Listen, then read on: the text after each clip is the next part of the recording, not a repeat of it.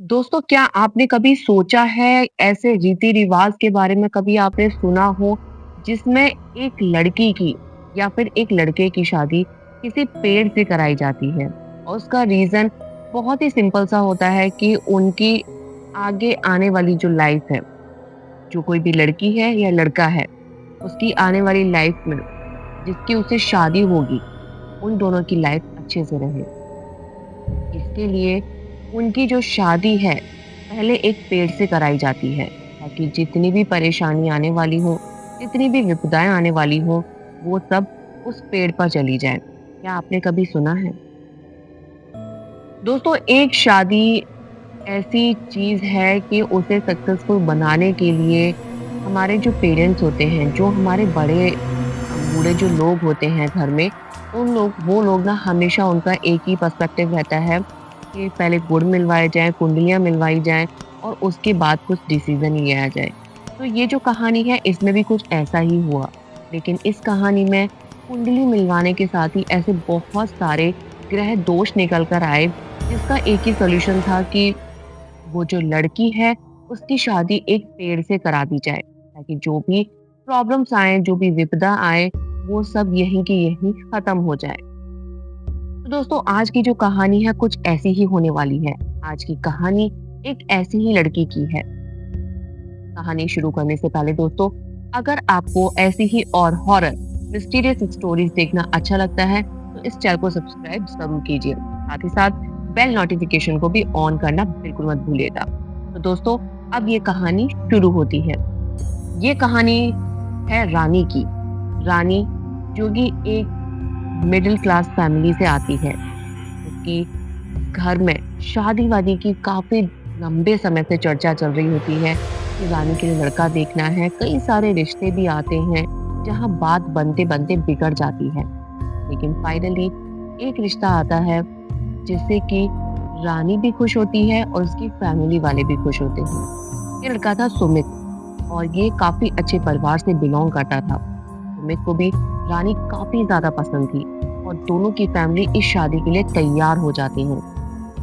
धीरे-धीरे करके शादी की बात आगे बढ़ती है और अब बारी आती है आगे की रस्मों को पूरा करने की। शादी की रस्में शुरू होने से पहले घर के बड़े लोग चाहते हैं कि क्यों ना पहले सारी चीज़ें करने से पहले इनकी जो कुंडलियाँ हैं, वो मैच करवा ली जाएँ। पंडित जी को बुलाया जाता है, कुंडलियाँ मैच होती हैं और उसमें निकल के आती है लड़की की कुंडली में, रानी की कुंडली में ग्रह दशाएँ, जो कि बहुत नेगेटिव थी और उनकी वजह से रानी और सुमित की शादी हो पाना मुमकिन ही नहीं था।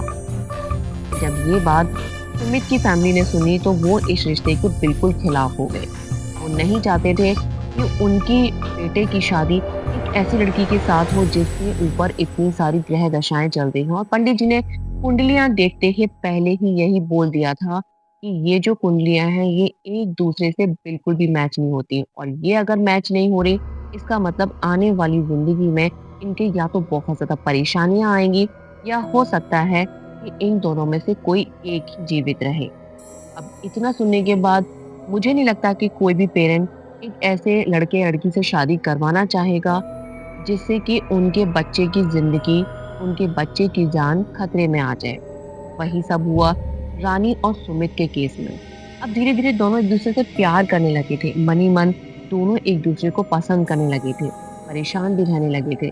सुमित ने भी अपनी फैमिली को बोल दिया था कि अगर मैं शादी करूँगा तो सिर्फ रानी से, अदरवाइज़ मैं किसी से शादी नहीं करूँगा।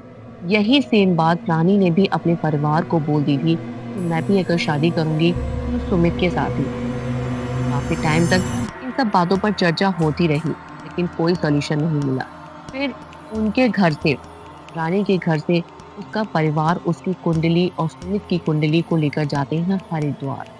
ये सारे लोग, रानी की फैमिली और सुमित की फैमिली पहुंचते हैं हरिद्वार और वहां जाके एक बहुत ही श्रेष्ठ, बहुत ही ज्ञानी पंडित थे, उनको इनकी कुंडलियां दिखाई जाती हैं। उन्होंने भी सेम बात बोली।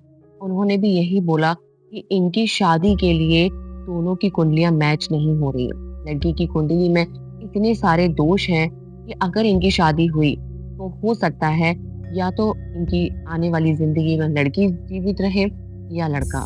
ये सुनकर लोग, जो पेरेंट्स थे दोनों के, वो बिल्कुल श्योर हो गए कि अब उन्हें अपने बच्चों की शादी एक दूसरे से नहीं करानी।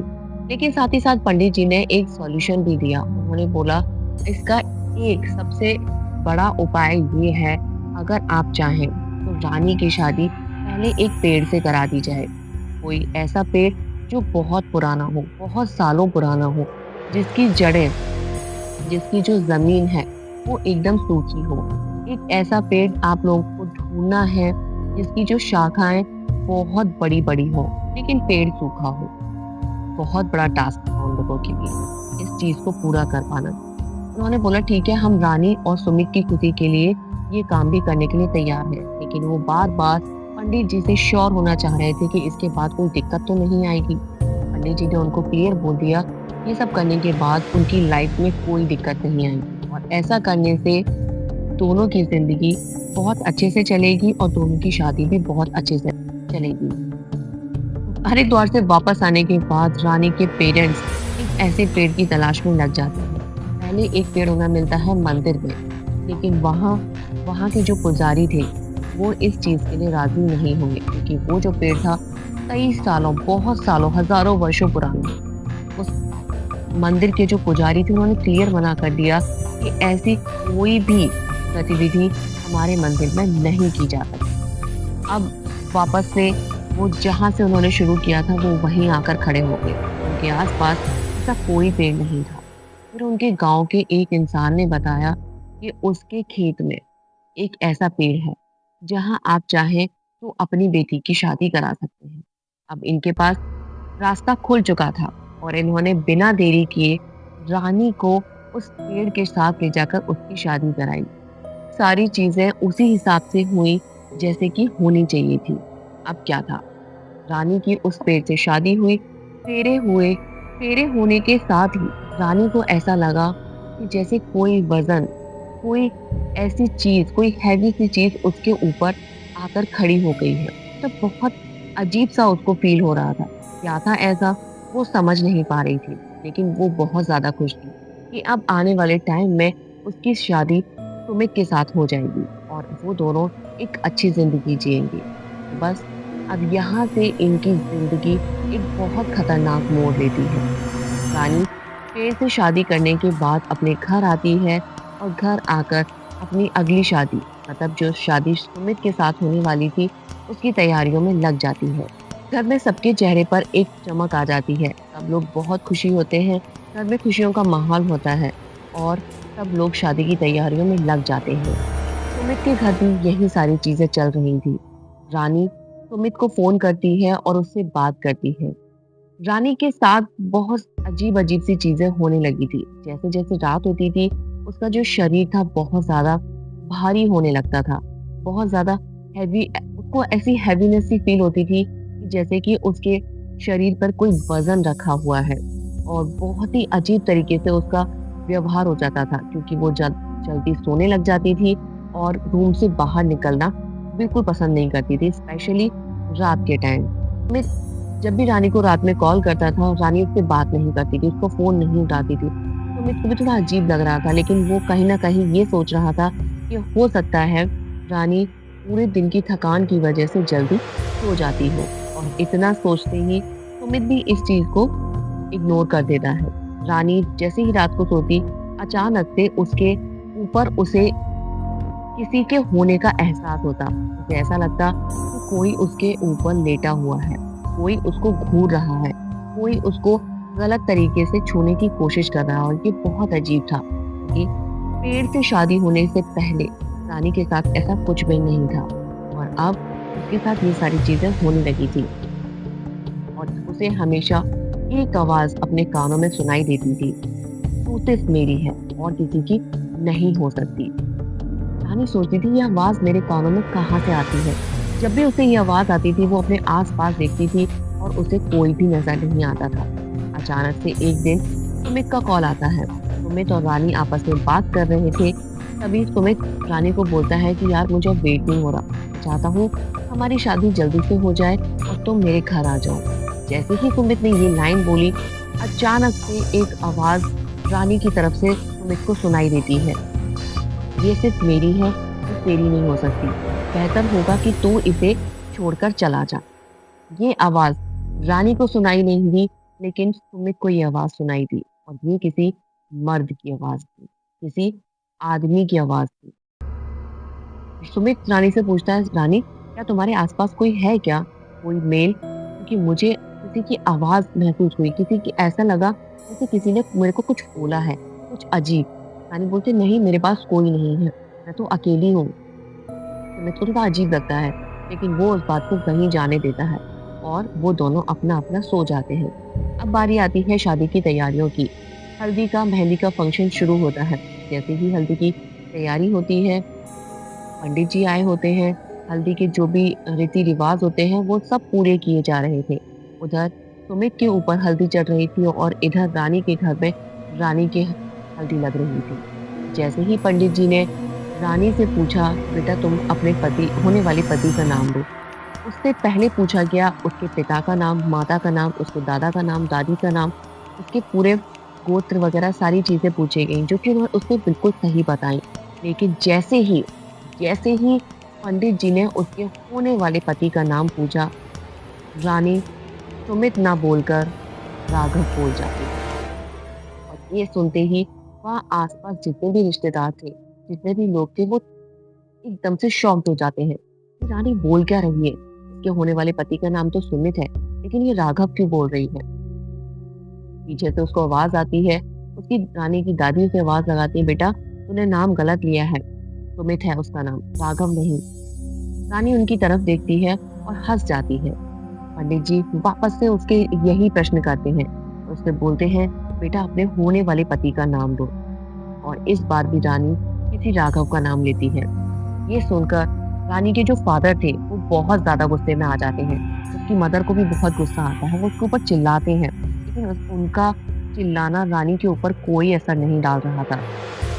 आसपास के जो रिश्तेदार थे, वो सोच रहे थे कि हो सकता है रानी अब सुमित से शादी नहीं करना चाहती, वो किसी और को पसंद करने लगी है। उसका नाम राघव है, लेकिन ऐसा नहीं था। कोई हकीकत नहीं जानता था। रानी को बहुत अंदर से बेचैनी हो रही थी। वो राघव नाम लेना नहीं चाह रही थी, लेकिन उसकी ज़बान से वो नाम बार-बार निकल रहा था और ये सबके लिए बहुत ज़्यादा हैरान कर देने वाला था। जैसे-तैसे करके हल्दी की रस्म खत्म होती है। उसके बाद शुरू होती है मेहंदी की रस्म। मेहंदी की रस्म में भी जब उसके मेहंदी लगाई जाती है, तो अक्सर आपने देखा है लड़कियों की हथेली पर उसके पति का नाम लिखा जाता है। मेहंदी लगाने वाली ने जब रानी से उसके पति का नाम पूछा, तो रानी ने वापस से सुमित ना बोलकर राघव बोला। और ये भी एक चौंकाने वाली बात है। जब ये बात रानी की मदर वापस से सुनती है कि रानी ने वापस से सुमित का नाम लेकर किसी राघव का नाम लिया है, तो उसकी मदर को बहुत ज़्यादा गुस्सा आता है। रानी की मदर उसे घसीटते हुए कमरे में लेके जाती है और उससे एक सवाल पूछती है, रानी तूने ये क्या लगा रखा है? तू बार-बार सुमित की बजाय किसी राघव का नाम क्यों ले रही है? क्या राघव को तू जानती है? कौन है ये राघव? रानी एकदम नॉर्मल थी। रानी बोलती नहीं माँ, मैंने ऐसा कुछ भी नहीं किया। रानी की माँ को बहुत गुस्सा आया कि पहले तो ये गलती कर रही है और अब ये झूठ भी बोल रही है। रानी की माँ उसे वार्निंग देती है कि रानी, देख तेरी वजह से पहले ही बहुत सारी परेशानियां हुई हैं और जैसे तैसे करके ये शादी हो रही है। बेटा प्लीज ऐसा कोई काम मत करना जिससे कि तेरे पापा का और मेरा सर शर्म से नीचे झुक जाए। रानी बोलती है माँ, आप बिल्कुल चिंता मत करो, मैं ऐसा कुछ भी नहीं करूंगी। अब अचानक से बात आती है शादी की। शादी की रात आती है और सब अपने-अपने तैयार होने लग जाते हैं। सुमित जो है दूल्हा बनकर घोड़े पे सवार होकर अपनी दुल्हन को लेने के लिए आने के लिए निकला और उधर रानी भी तैयार हो चुकी थी। जैसे ही बारात दरवाजे पर पहुंचती है, ऊपर से रानी राघव राघव कहते हुए चीखते हुए नीचे आती है और आकर वहाँ किसी राघव को तलाश करने की कोशिश करती है। सामने सुमित था, वो उसको बिल्कुल भी इम्पोर्टेंस नहीं देती, वो उसकी तरफ देखती तक नहीं है। ये बात सुमित के परिवार को बहुत अजीब लगती है। सुमित के फादर उसको बोलते हैं कि आपकी बेटी क्या बोल रही है? किस राघव को ढूँढ रही है? किसके बारे में ये बात कर रही है? पीछे से कोई बताता है कि ये तो हल्दी वाले दिन से ही इस तरीके की हरकत कर रही है। हमें तो ऐसा लगता है कि इसका किसी राघव के साथ कोई चक्कर चल रहा है और ये आपके बेटे को चीट कर रही है। जब ये बात सुमित के फादर सुनते हैं, वो रानी के फादर से पूछते हैं कि भाई साहब ये सब हो क्या रहा है, ये सब क्या है। रानी एकदम से गुस्से में आ जाती है और बोलती है मैं शादी करूंगी तो सिर्फ राघव के साथ रहूंगी, तो सिर्फ राघव के साथ और किसी के साथ नहीं। और जब उसके फादर उसके मुंह से ये बात सुनते हैं तो वो वहीं उस शादी को तोड़ देते हैं और वो वहां से चले जाते हैं। जैसे ही वो वहां से जाते हैं, पूरी बारात वापस लौट जाती है और उसके बाद इतनी सारी परेशानियां रानी की लाइफ में आना शुरू हो जाती हैं। मतलब वो इतना ज्यादा परेशान रहने लगी थी, इतना ज्यादा सबको तंग करने लगी थी कि सबकी समझ से बाहर था। और आखिरकार रानी के पेरेंट्स वापस से उन्हीं पंडित जी से मिलते हैं हरिद्वार जाकर, जिनसे वो रानी की शादी से पहले मिले थे। वो गए उनके पास और उन्हें जाकर पूछते हैं कि पंडित जी आपने जैसे जैसे सारी चीजें बताई थी हमने बिल्कुल वैसे ही किया, लेकिन अब जब इसकी शादी सुमित से होने की बारी आई तब ये इस तरीके की हरकतें कर रही है। पंडित जी ने रानी की तरफ देखा और वो देखते ही पहचान गए कि इसके ऊपर किसी जिन का साया है। इसके ऊपर किसी जिन का साया है जो उसी पेड़ से इसके ऊपर सवार हुआ है जिससे आपने इसकी शादी कराई। ये सुनते ही रानी के पेरेंट्स के पैरों के नीचे से जमीन सिरक जाती है, जमीन निकल जाती है और वो बहुत ज्यादा परेशान हो जाते हैं। वो एकदम घबरा जाते हैं कि पंडित जी आपने जिस तरीके से हमसे कहा था हमने सारी चीजें वैसे ही की, ये कैसे हो सकता है। पंडित जी बोलते हैं तुमने पेड़ गलत चुना, मैंने तुमसे पहले ही बोला था कि कोशिश करना पेड़ तुम्हें किसी मंदिर में मिल जाए, और जहाँ तुमने ये पेड़ चुना है वहां जाकर देखना उस पेड़ के नीचे की जो मिट्टी है वो एकदम ठंडी है। उस पेड़ पर किसी जिन का साया है और तुमने अपनी बेटी की शादी उस पेड़ से कराई है। इसका मतलब उस जिन से जो उस पेड़ के ऊपर रहता है, जिसका वहां बसेरा है। ये सुनकर रानी के पिताजी उन पंडित जी के पैरों में गिर पड़ते हैं और उनसे बोलते हैं पंडित जी मैं कुछ नहीं जानता, आप कैसे भी करके कुछ उपाय बताइए जिससे मेरी बेटी वापस से ठीक हो जाए। ये ऐसे अपनी जिंदगी कैसे काटेगी, ये कैसे ऐसे रहेगी। पंडित जी बोलते हैं ठीक है चलो मुझे उस पेड़ के पास लेके चलो, मैं सारी चीजों का सॉल्यूशन कर दूंगा। उसके फादर पंडित जी को हरिद्वार से लेकर आए और वहां उस पेड़ के पास लेकर गए। वहां जाते ही उन लोगों ने महसूस किया, उन्होंने ध्यान नहीं दिया था जब रानी की और उस पेड़ की शादी हो रही थी, बट इस टाइम उन्होंने ध्यान दिया उस पेड़ के नीचे की जो जमीन थी, जो मिट्टी थी, वो बहुत बुरी तरीके से क्रैक थी, बहुत बुरी तरीके से वो टूटी फूटी चटकी हुई थी। और वो मिट्टी इतनी ज्यादा ठंडी थी बावजूद इसके कि उसमें बिल्कुल भी पानी नहीं था। मिट्टी इतनी ठंडी कैसे हो सकती है। और उस पेड़ की जो जड़ें थी वो जमीन से बाहर आ रही थी और उसकी शाखाएं बहुत बड़ी बड़ी तो थी, लेकिन अजीब सी आकृतियां उसमें बनी हुई थी। और इससे साफ पता चल रहा था कि वाकई उसके ऊपर किसी नेगेटिव एंटिटी का बसेरा है। अब क्या था, वहां की जो मिट्टी थी वो उन पंडित जी ने ली और उसके बाद उस रानी की और उस मिट्टी की साथ कुछ क्रियाएं करी गई, कुछ तंत्र किए गए, कुछ मंत्र बोले गए, जिससे कि वो जिन का जो साया था रानी के ऊपर से हट सके। और ऐसा ही हुआ, बहुत सारे उपाय करे गए और आखिरकार रानी की जीत हुई। उसके ऊपर से वो जिन का साया जा चुका था और रानी अब बिल्कुल आजाद थी। वो जो जिन का साया था वो जाने के लिए तैयार नहीं था, लेकिन पंडित जी ने उसे बहुत मुश्किल तरीके से उस पेड़ के ऊपर वापस छोड़ा, वापस से उसे कंट्रोल किया और उसे ऐसा बांध दिया कि वो वहां से अब कहीं नहीं जा सकता। इस तरीके से रानी उस जिन के साये से वापस निकली। और अब जब सब कुछ नॉर्मल हो चुका था तो सुमित को ये बात पता चली। सुमित ने भी अपने परिवार से बात की और वापस से दोनों की शादी की बात शुरू हुई और दोनों की शादी हुई। और आज दोनों बहुत अच्छी जिंदगी जी रहे हैं, दोनों बहुत ज्यादा खुश हैं और दोनों बहुत ही ज्यादा अपने परिवार के साथ प्यार के साथ रह रहे हैं। दोस्तों ये थी आज की कहानी, उम्मीद है आपको पसंद आई होगी। दोस्तों ये कहानी से ना हमें एक चीज तो क्लियर हो जाती है कभी भी हमें ऐसी रीति रिवाजों के चक्कर में नहीं पड़ना चाहिए जिससे कि आपकी जिंदगी या किसी और की जिंदगी दांव पर लग जाए। दोस्तों, आज की कहानी हम यहीं खत्म करते हैं। उम्मीद है आपको अच्छी लगी होगी। अगर अच्छी लगी हो तो प्लीज वीडियो को लाइक करना, चैनल को सब्सक्राइब करना। मिलते हैं आपसे हम एक और नई कहानी के साथ। तब तक के लिए नमस्कार।